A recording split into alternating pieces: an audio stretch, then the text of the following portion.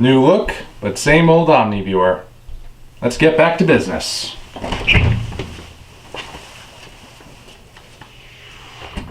At some point or another, anyone who has seen any iteration of King Kong has had the same question enter his or her mind.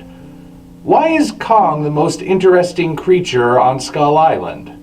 By this, I mean to ask why the crew of the Venture decides that Kong is the one creature on Skull Island worth bringing back to civilization for exploit. It seems a bit unusual, doesn't it? Here we have a location that's teeming with dinosaurs, creatures that are officially regarded as extinct, meaning the discovery of any living specimen would be the find of the century, yet Carl Denham and company decide instead to bring back a gorilla. An unusually large gorilla, sure, but a gorilla all the same. I guarantee you that even the most devoted of Kong fans has wondered about this at some point. Now, you could chalk it up to reputation and place in the natural order. After all, Kong is the one about whom the legends are written, and he's the one worshipped as a god. This status of power and reverence is not merely assigned, but deserved, for in every instance we see that Kong really is the true king of Skull Island. He is at the top of the food chain. Every foe he comes across is a foe he can defeat. In fact, the very nature of the enemies he faces go a long way towards showing how powerful Kong really is. Over the course of the original film, Kong fights a theropod dinosaur, an aquatic serpent, and a pterosaur, three creatures representing land, sea, and air, and he triumphs over them all. This is symbolically important because it shows that Kong, in one way or another, has power over all three of those elements, in similar fashion to how man does in the greater world. Kong truly does have full mastery of his domain in every possible way. Ergo, as the apex life form of the environment, of course Kong would be considered fascinating. Then again, we're still left with the conundrum that Kong is a member of a known species, albeit an especially large example. And though he would still be considered unique, his existence would still feel far less impressive than that of a living dinosaur. It's akin to archaeologists finding the skeletons of St. George and the dragon in every literal sense of the term, but focusing entirely on St. George and leaving the dragon in the ground. So what is it that really draws the Venture crew to Kong over all the prehistoric reptiles that surround him? You might say it's his singular status, the fact that he's the last of his kind, but that would be based on a misconception. The idea that Kong is the last surviving member of a dead race came about after the movie was released. Nowhere in the original film does it say Kong is alone. Heck, the sequel Son of Kong indicates that there had to be at least a female somewhere on the island, which could also mean a breeding population. The perception of King Kong as the last Kong came about partly because it made his already tragic story even more tragic, but also partly because we always see him alone.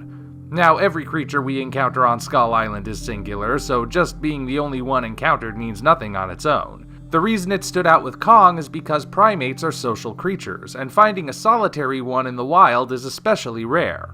As such, people combined Kong's solitary nature with his infatuation for Andero, and concluded that Kong was a sole survivor seeking companionship.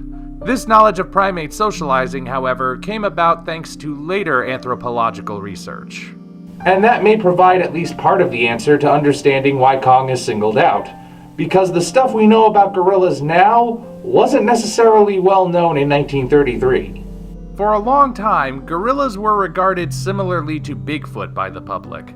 Lots of misconceptions surrounded these creatures, especially regarding their level of sapience. The depictions you see of gorillas in other movies of the 30s and 40s, where they are fairly humanoid creatures infatuated with human women, were a fairly accurate representation of what most people believed back then. The facts about gorillas didn't become widely known and accepted until the 60s. So in the 30s, gorillas were still mysterious creatures, and therefore much more intriguing to the public than they would be considered today. Yet, even with that in mind, there's still one glaring discrepancy that remains. Gorillas may have been considered mysterious way back when, but people still knew that gorillas were real and alive, as opposed to the dinosaurs, which were nowhere to be found. You would think a dinosaur would still be a bigger find than a monkey, no matter how big it is. So what is the real linchpin? Why is Kong really considered the one creature on Skull Island worth bringing back, even more than a T-Rex? In a word, narcissism. In the past, I've spoken about how you can generally place all fictional monsters into one of two categories: ogres and dragons, or if you prefer, humanoid and non-humanoid. The idea is that non-humanoid monsters represent the alien or the natural world, anything that is opposed to man. But a humanoid monster is one we're meant to feel some kinship with, or perhaps see a kind of reflection of humanity within. Some creatures, like Godzilla, straddle the line, but for the most part, you can separate all monsters clearly into these two categories. Kong naturally falls into the humanoid side, while all of the other beasts on Skull Island fall into the non-humanoid side. This is important because the only thing humanity loves more than dinosaurs is itself, which gives us a propensity to latch onto things that are significant to us and our existence. The fact that King Kong is humanoid means that we, and by extension the Venture crew, see humanity within him, and the fact that he's a primate specifically means that he's related to us. Yeah, I bet some of you never stopped to think about that, but Kong being a primate puts him on the same branch of the tree of life as mankind. Therefore, in universe, his very existence could potentially mean something significant to the existence of humanity. Of course we'd want to know more about him, because learning more about him could potentially teach us more about ourselves. In the metafictional sense, it means we see Kong as our representative of sorts, a reaffirmation of our belief that humanity is the pinnacle of existence. After all, the king of Skull Island isn't the king of the dinosaurs, but the only native anthropoid. Since Kong might be our cousin, his victory over nature and its horrors is an indirect victory for mankind as well. Then again, since he's not entirely human, our ability to then overpower him is a direct victory for us, even if it's perhaps not something we ought to do, thus also reminding mankind of its own potential for inhumanity. That's ultimately the best I can do to explain why Kong is singled out amongst all the creatures on Skull Island. It's ultimately because mankind is obsessed with its own image. We're not really interested in Kong, we're only interested in ourselves. Until such time as we meet again, this is the Omni Viewer signing off.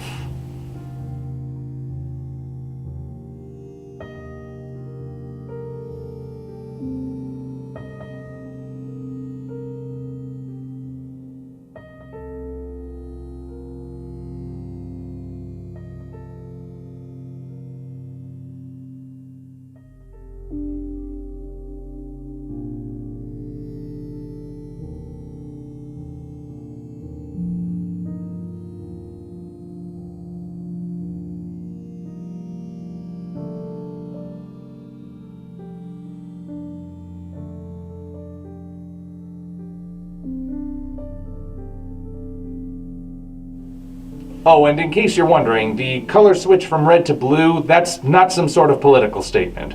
I just felt like switching things up a little. If you enjoyed this video, be sure to like it as well as subscribe to the channel for more content of a similar nature. Also, check the description for links to our Twitter, DeviantArt, and Patreon pages, as well as the Amazon link for the novel Operation Red Dragon: The Daikaiju Wars Part 1, penned by yours truly. Thank you all, and we appreciate your support.